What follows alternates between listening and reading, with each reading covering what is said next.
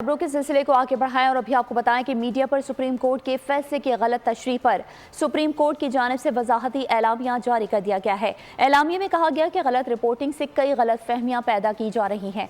तासुर दिया गया जैसे सुप्रीम कोर्ट ने दूसरी आईनी तरमीम मुसलमान की तारीफ से इन्हिराफ किया। तासुर दिया जा रहा है कि मजहब के खिलाफ जराइम से मुतालिक दिफात खत्म करने के लिए कहा गया।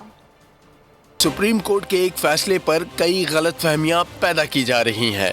अदालत ने दूसरी आईनी तरमीम से इन्हिराफ नहीं किया। मजहब के खिलाफ जराइम से मुताल्लिक मजमुआ ताज़ीरात की दफात खत्म करने का तासुर गलत है। सुप्रीम कोर्ट ने वजाहती एलामिया जारी कर दिया। एलामिया में कहा गया है, इस्लामी अहकाम आईनी दफात कानून के मुताबिक मुल्जिम की जमानत पर रिहाई का हुक्म दिया। अफसोस है ऐसे मुकदमात में जज्बात मुश्तइल इस्लामी अहकाम भुला दिए जाते हैं। फैसले में कुरान मजीद की आयत इसी सयाक़ और सबाक में दी गई हैं। आइन में है हर शहरी को अपने मजहब की पैरवी अमल करने और बयान करने का हक होगा। आइन के मुताबिक हर मजहबी गिरोह मजहबी इदारे कायम करने इनके इंतजाम का हक होगा। कोई समझता है अदालती फैसले में कोई गलती है तो इसकी तस्हीह और इस्लाह अहले इल्म की जिम्मेदारी है। अदालती फैसले पर नजरसानी के लिए आईनी और कानूनी रास्ते मौजूद हैं। चीफ जस्टिस और सुप्रीम कोर्ट ने किसी को नजरसानी से न पहले रोका न अब रोकेंगे। अदालती फैसलों पर मुनासिब उसलूब में तनकीद भी